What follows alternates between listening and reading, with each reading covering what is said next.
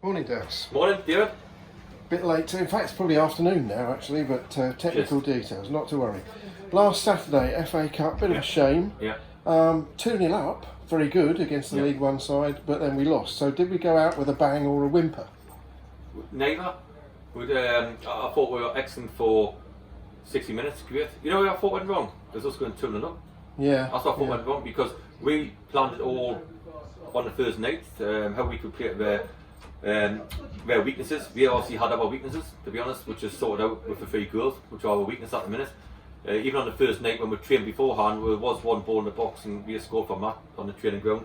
So we knew what our weaknesses were, and Nia did as well, and the bombarded by Guerin like a 4-2-4. But the problem is when you're 1-0 up, your concentration level's got to be massive, 1-0. But when we went 2, I thought we'd be last for that second.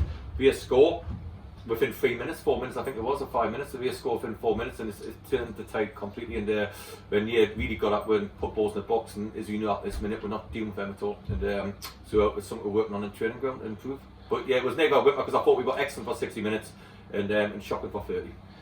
Yeah, I was chatting with other photographers and media people after, and the sort of common view seemed to be that we woke them up basically, and once they woke up, they were the better side. Well, it should be. It should be a yeah, better of course. Thing. And but what was that? Did it take out of all the defeats I've had here? I've had a few. I remember I'd been against Wilson, slow, disappointing times there, and things like that. But that was the worst I felt, if you know. So Saturday night I went straight to home, and Sunday and Monday and Tuesday I went to a game with Kelvin on Tuesday night to watch what players, what we're trying to improve the team with. But it took us that long to get over it, where usually I can snap out of it and say, come on, let's fight them on the beaches. It did take us a long time to get over. I was absolutely devastated, to be honest, because these chances come around once every 15 years. It would happen to me. So I was absolutely devastated. The only plus out of it, if there's any pluses, is if we had got Chelsea, Man United, we'll have to go there without any fans. That would have destroyed everything, to be honest. Yeah. But I just thought about the game plan and chance. It worked very, very well. I thought we were excellent for 60 minutes, but the last 30 we didn't do very well. But all the things were told, and we couldn't have told them anything more what we did. So I was devastated, yes. But looking forward to tomorrow's game now. Of course, as always. Yeah. Thinking about tomorrow's game, but also more generally, you mentioned last week you got a number of injuries. Yeah. Any updates on any of those? Jarvis trained last night. Oh, that's good. Blocky ran last night. Brilliant. And all, and stuff. So we've got to come in. Napa's still a few weeks away. We've got to watch that one. So everybody else is sort of fit. So Max Krasmar had a bit of stiff groin. He trained last night, so he'll play tomorrow. John Goddard? Goddard's still he had to rest for 10 days, so he'll not be fit tomorrow. But everybody else seems okay, so we'll crack on. That's what we'll do. And on the more positive side of injuries, Ben Guerin seems to be fully fit again now. I trained last night, trained quite well actually, done alright. He had a few things away. How far he's in with his fitness thing, we'll have to find out. I've got to talk to my rang before actually, and he trained a bit of steel last night because I do think the sessions have been fantastic, as they always are. But it is quite nicey little bit at times. It is quite nicely, let's all just, what a great session, or what a lovely session, or the lads train really well. We have had that the last couple of weeks. I'm not daft, I'm thinking I'd rather somebody put a bit of oomph in it and a bit of whatever in it. And we don't do it enough here. When I played, if you, for example, I played and somebody made a mistake at the back, I would rip into them and they would rip into me. But it's got to be a point where you can't go all the way, or when I stop it. But you want a bit of what's going on here and things like that. And he brought that to the table a little bit last night, so did Rossi. And you want that, and because it is quite nicey. It's like the loan players coming. That's what I thought. The loan players coming. I've got 5 of them because what I had to do at the start of the season. They're not here to do me a favour. We're here to win games. It seems the young lads who trained with us last night who've done well in the youth cup, well done the youth team, and all the lads like. But when they come here, the biggest gift they'll ever get to learn, because the skills and the positions will come natural through coaching. But the biggest skill they'll never get is win a game of football. That's what I'm here for. That's what we're here for. And that's what we're going to try to achieve. Obviously coming up, I need a result.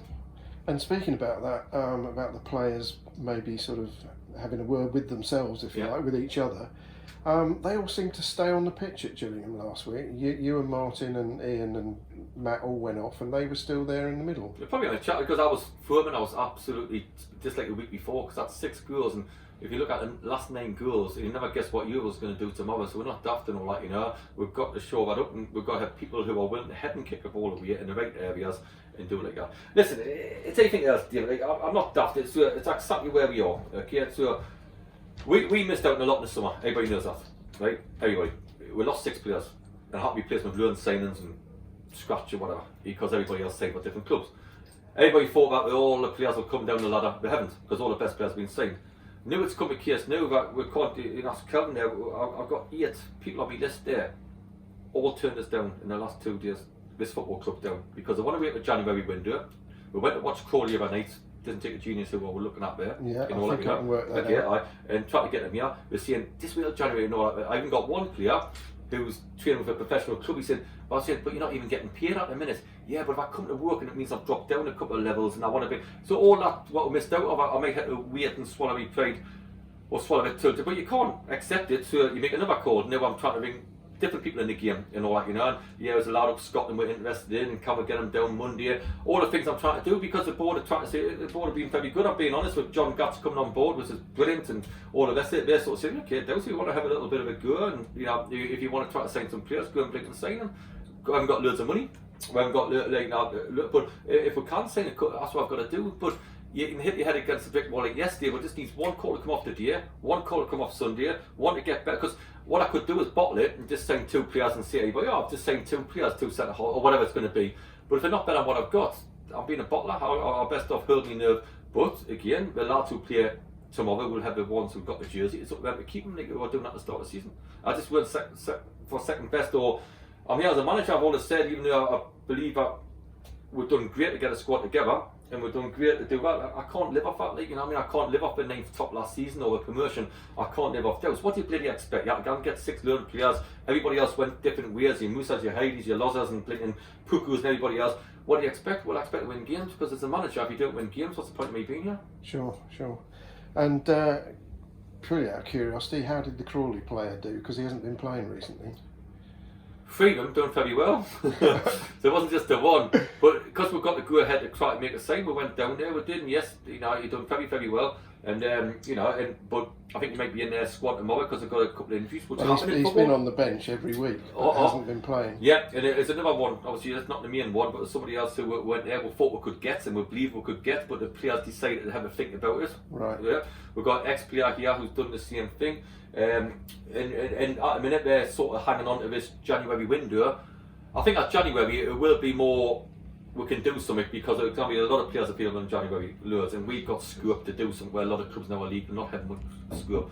So, but I can't be at January, I need to be sold tomorrow. And playing against a very good side, we'll crack on. But yes, we're honestly, even today I've had another 2, even believe it or not, agents who I know, but not about doing it, but we don't have to pay them any money, but a bigger fry than what we're looking at. I'm just looking at little things like that, and one of them we might have missed out with Carlisle, who might be saying for Carlisle today.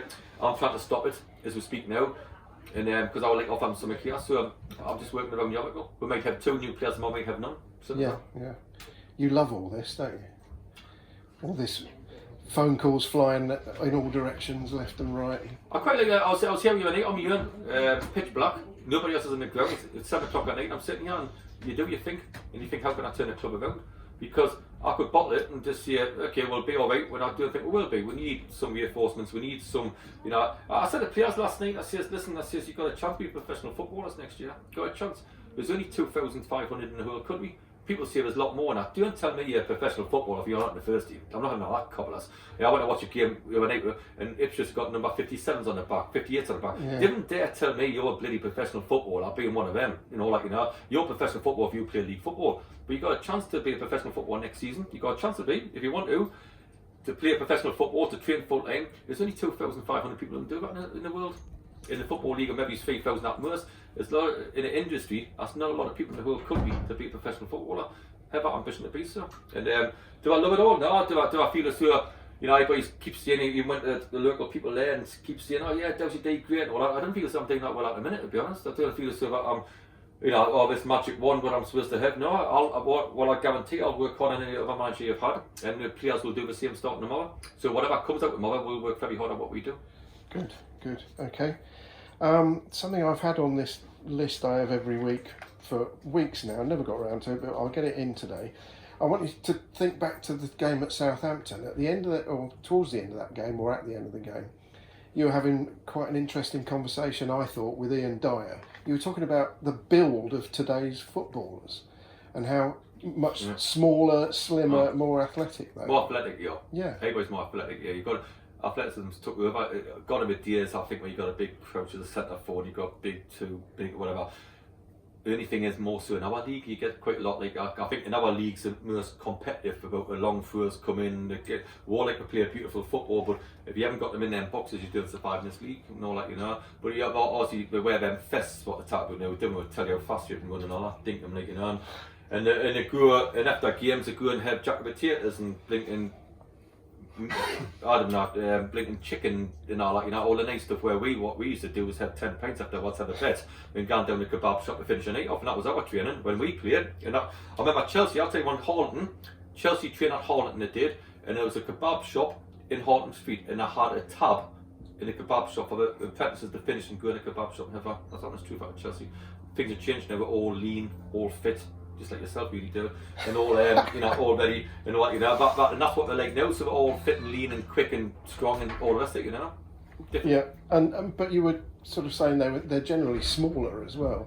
I know there's a lot of tall centre backs around, but no, smaller, quicker, and all that, you know, and stuff. But I do think in our leagues, I do think academy football's like that. That's why he didn't tell me about professional football has been academy. If anybody says that to me, or got his lad at Chelsea, got his lad at Man United, professional footballer, how many league games he's played? No, didn't tell me a league player or professional football. Listen, I played 50 odd games in the football league, and I was in the injuries, took maybe 60 odd with me. But I always count myself as half a professional footballer, to be honest. I'm also a conference player because I only played half the games. If you play 100 league games, I'll count you as a professional footballer. If you're doing it or not. Okay, and to finish off, a quick mention of another run you're doing. You've raised a fantastic amount already. Brilliant. I will all join in at Clare. It was obviously massive in the halo, and we've got myself doing it. John Monaghan now's doing it, and backing it really well. Ian Dyer's doing it. Ian Dyer's doing it and backing it really well. Loads of people, I don't want to mention, but loads of people have helped out in their different ways, and we do appreciate it. Like I said, I think you can sit here sometimes and you can say, you know, oh God, I don't fancy doing that, and I do fancy doing that. I'll never change. If we lose games, we lost them over. If somebody has to do something for the local community, I've been out there this morning seeing somebody.